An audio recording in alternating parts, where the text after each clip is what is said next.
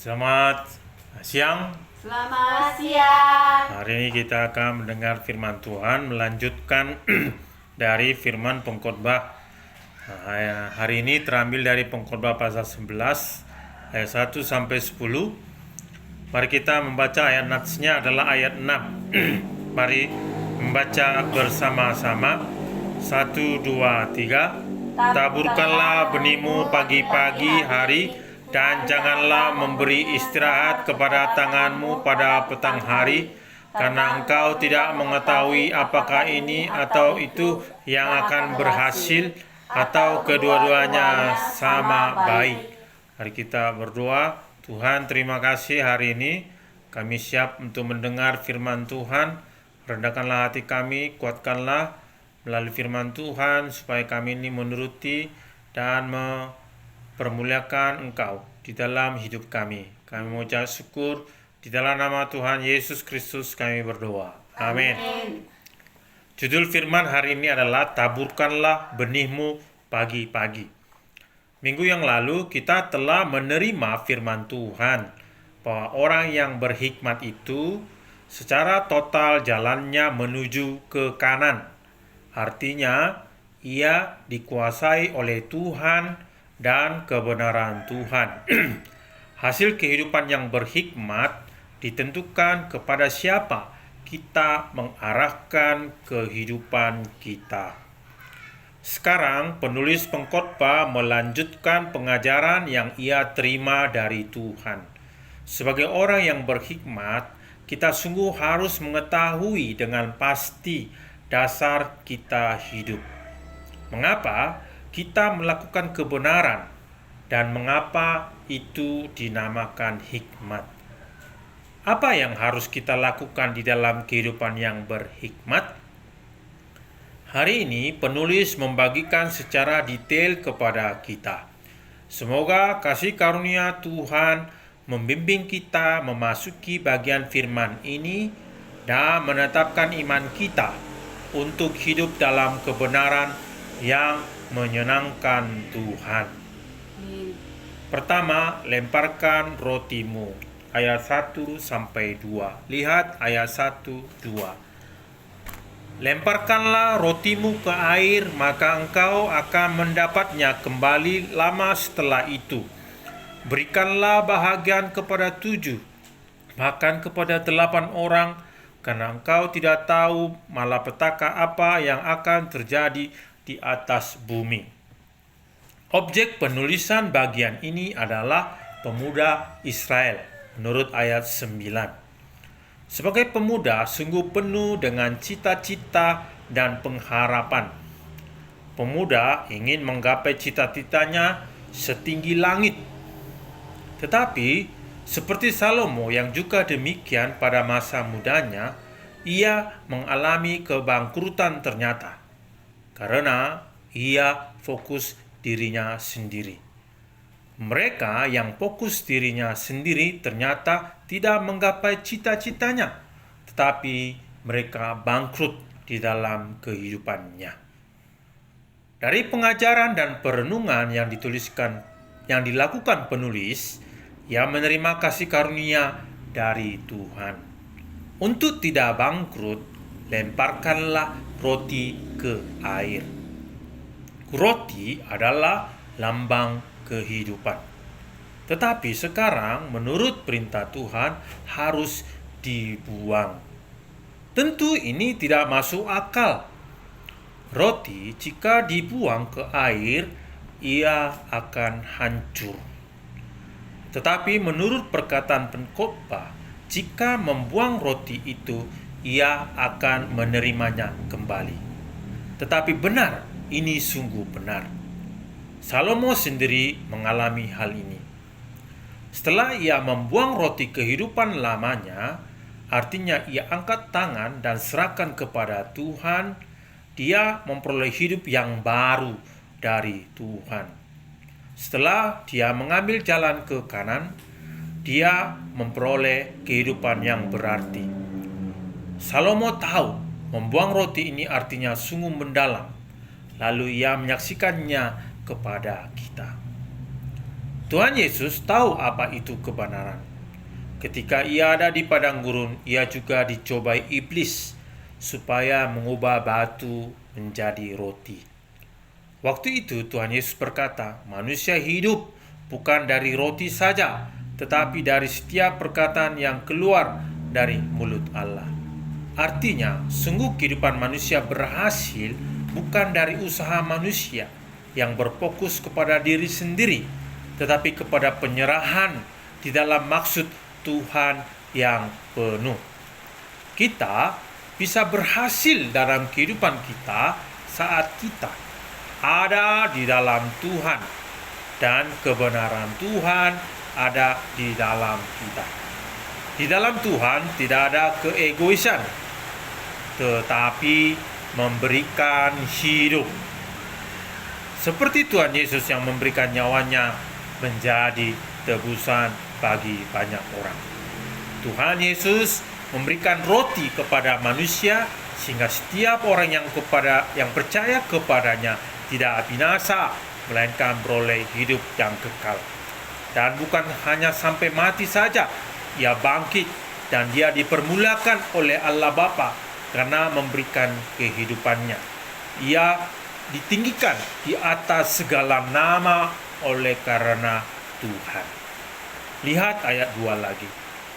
Berikanlah bahagian kepada 7, bahkan kepada 8 orang, karena engkau tidak tahu malapetaka apa yang akan terjadi di atas bumi.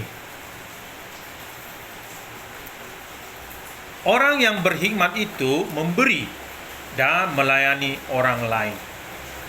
Penulis membagikan kasih karunia supaya pembaca memberi bahagian kepada 7 bahkan 8 orang, karena akan ada malapetaka.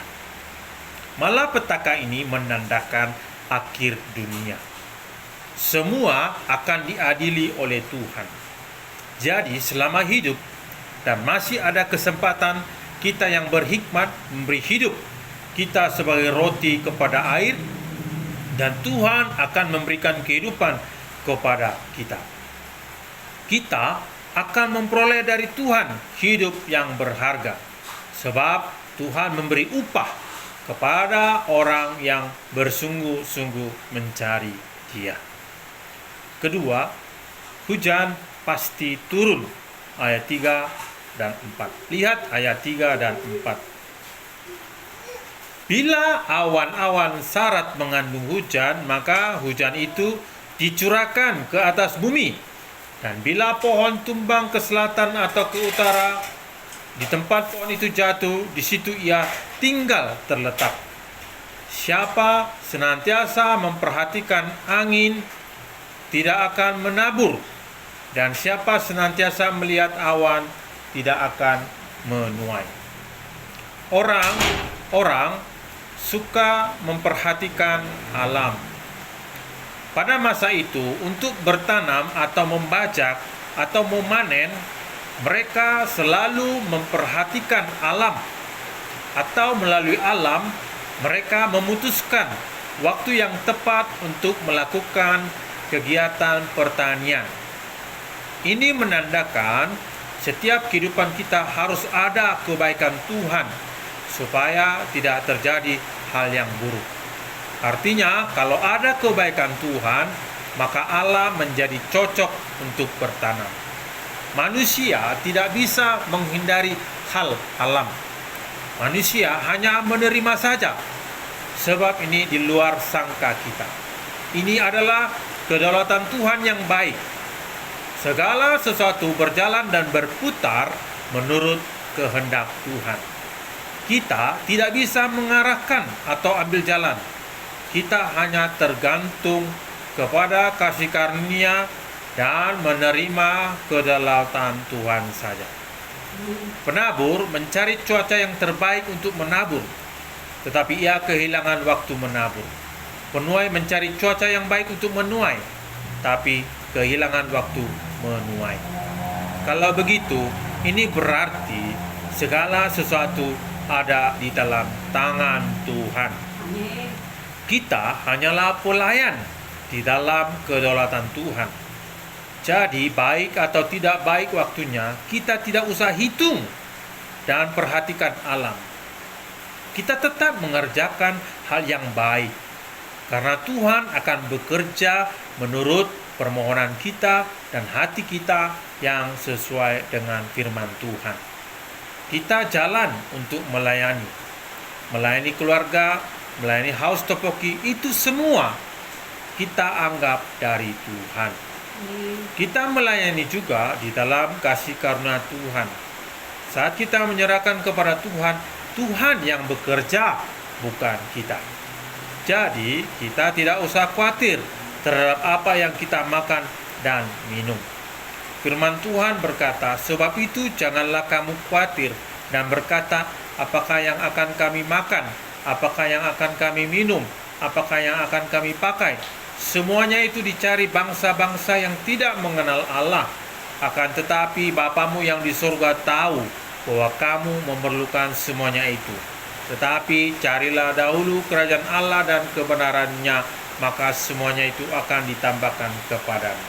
Artinya, di sini kita mencari kerajaan Allah terlebih dahulu, sedangkan hal yang lain Tuhan yang bertanggung jawab. Karena semuanya ada di tangan Tuhan, termasuk alam semesta ini. Amin. Hujan seperti halangan, dan itu pasti datang dan tidak akan berubah. Tetapi ketika kita tahu kedaulatan Tuhan, kapan saja kita dapat bekerja di dalam melayani Tuhan, karena Tuhan yang kerja di dalam kita. Amin. Ini dinamakan iman. Kita melayani domba jika kampus sudah buka. Kita sering berpikiran demikian, bukan? Sekarang masa corona, ini kita beralasan domba tidak ada karena mereka ada di kampung. Tetapi ini bukan halangan, ini bukan hujan. Itu memang menjadi hujan yang deras sehingga kita tidak bisa bekerja. Tetapi kita jangan perhatikan alam, tetapi Tuhan yang memberikan kekuatan dan yang bekerja di dalam kita. Amin. Yeremia pasal 33 ayat 2 dan 3 berkata, beginilah firman Tuhan yang telah menjadikan bumi dengan membentuknya dan menegakkannya. Tuhan ialah namanya. Berserulah kepadaku, maka aku akan menjawab engkau dan akan memberitahukan kepadamu hal-hal yang besar yang tidak terpahami, hal-hal yang tidak kau ketahui. Jadi kita tidak usah melihat alam, kita tidak usah melihat halangan. Kita hanya berpaku kepada Tuhan yang memberikan kekuatan kepada kita. Melalui menghadap kepada Dia, kita dapat memperoleh kekuatan untuk melayani Dia. Ketiga, taburkanlah benihmu pagi-pagi. Ayat 5 sampai 8. Lihat ayat 5 sampai 8. Sebagaimana engkau tidak mengetahui jalan angin dan tulang-tulang dalam rahim seorang perempuan yang mengandung, demikian juga engkau tidak mengetahui pekerjaan Allah yang melakukan segala sesuatu. Taburkanlah benihmu pagi-pagi hari, dan janganlah memberi istirahat kepada tanganmu pada petang hari, karena engkau tidak mengetahui apakah ini atau itu yang akan berhasil, atau kedua-duanya sama baik. Terang itu menyenangkan, dan melihat matahari itu baik bagi mata.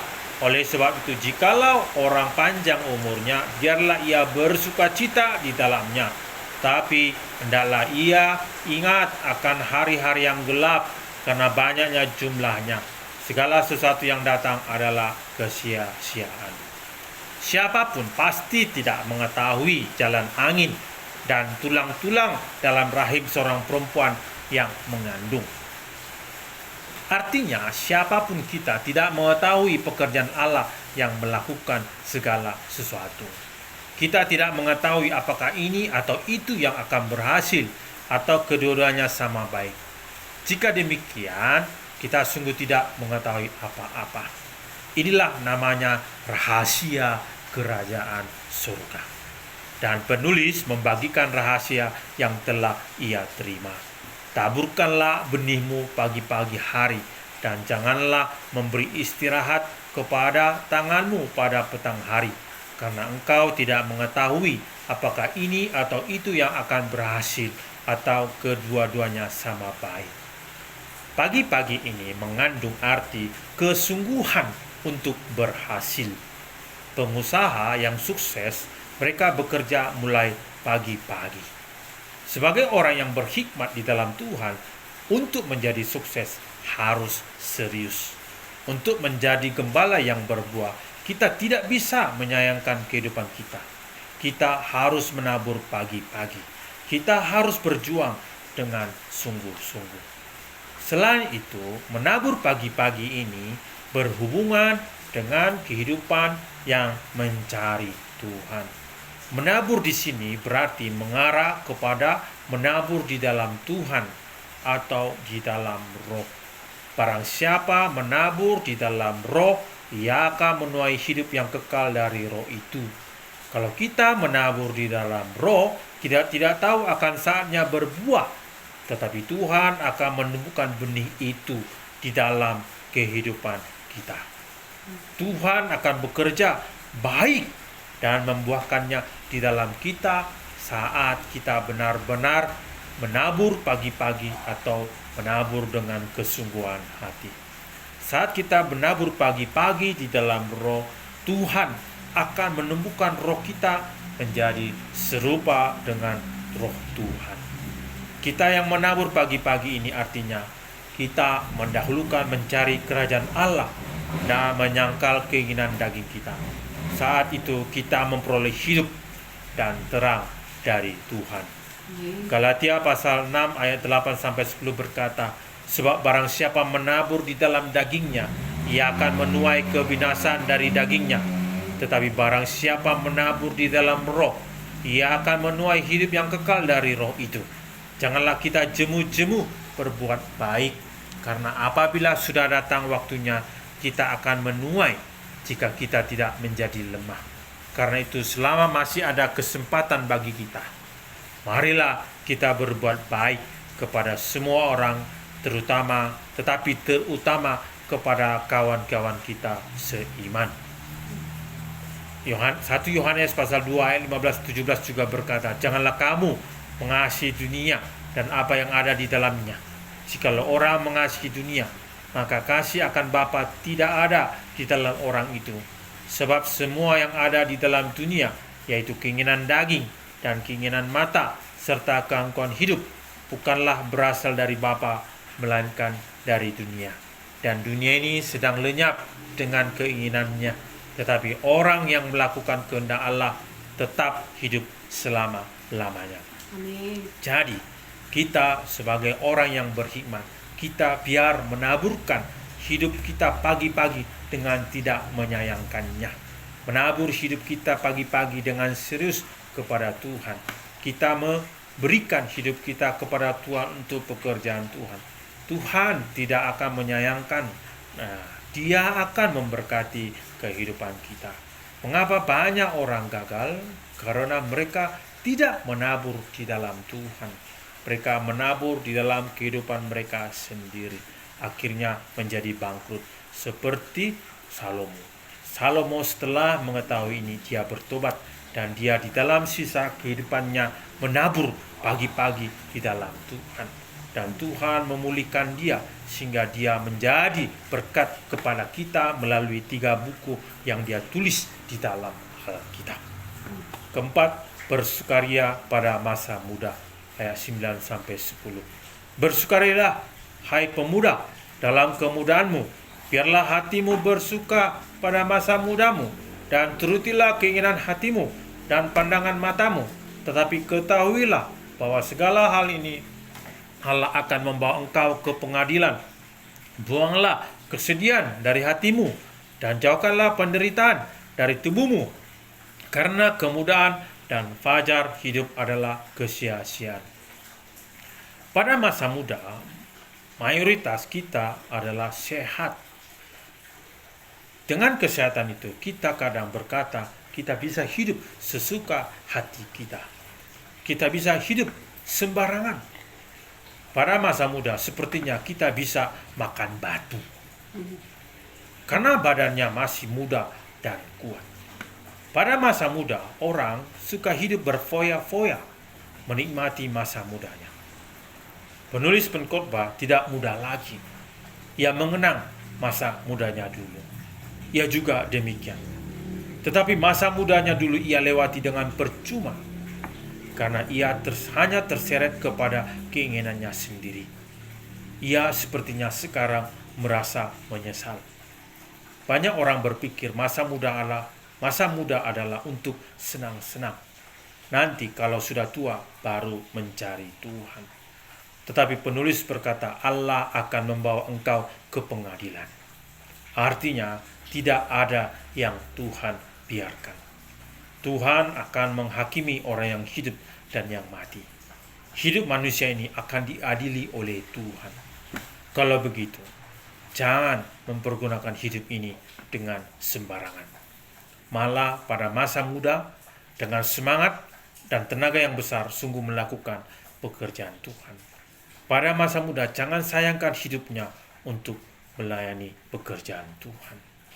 Buanglah kesedihan dari hatimu dan jauhkanlah penderitaan dari tubuhmu, karena kemudaan dan fajar hidup adalah kesia-siaan.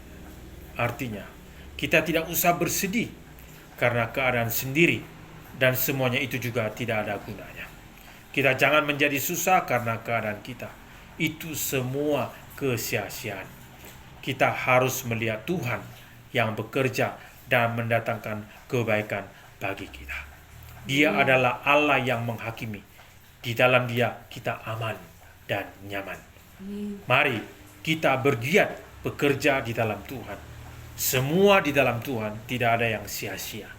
Taburkanlah benih kehidupan kita pagi-pagi, karena Tuhan akan membuahkannya di dalam kita. Amin. Sebagai kesimpulan, kehidupan yang berhikmat adalah menaruhnya di dalam Tuhan Sang Hakim. Ketika kita membuang roti kehidupan kita untuk Tuhan, kita akan memperoleh. Ketika kita menaburkan kehidupan kita pagi-pagi di dalam Tuhan, Tuhan membuahkannya di dalam kita. Semua di dalam Tuhan, tidak ada yang sia-sia. Taburkanlah benih kehidupan kita masing-masing. Tuhan akan membuahkannya di dalam kita. Amin. Mari kita membaca ayat Nats ayat 6 bersama-sama. 1, 2, 3. Taburkanlah benihmu pagi-pagi dan janganlah memberi istirahat kepada tanganmu pada petang hari, karena engkau tidak mengetahui apakah ini atau itu yang akan berhasil atau kedua-duanya sama baik. Kita berdoa. Tuhan, terima kasih karena memberikan kasih karunia melalui firman Tuhan. Kami ini sekarang bisa berdiri tegak menghadap Engkau. Kami tidak usah takut lagi terhadap kehidupan kami, karena Engkau yang mempunyai kehidupan kami. Di dalam Engkau, kehidupan kami ini nyaman dan tenang. Kami Tuhan mau sungguh-sungguh menaburkan hidup kami kepada Tuhan. Kami tidak mau menyayangkan karena keterbatasan pikiran kami yang menyayangkan kehidupan kami sendiri. Tuhan, tolonglah memberikan iman melalui firman Tuhan ini supaya kami menuruti di dalam kehidupan kami. Kami tidak usah takut kepada hujan atau kami ambil keputusan atau jalan menurut alam, tapi kami biar menurut Tuhan. Di dalam segala sesuatu Tuhan akan bekerja melalui kami. Tuhan, terima kasih atas firman ini. Biarlah kami berjalan menuruti firman Tuhan. Kami berdoa di dalam nama Tuhan Yesus Kristus. Amin.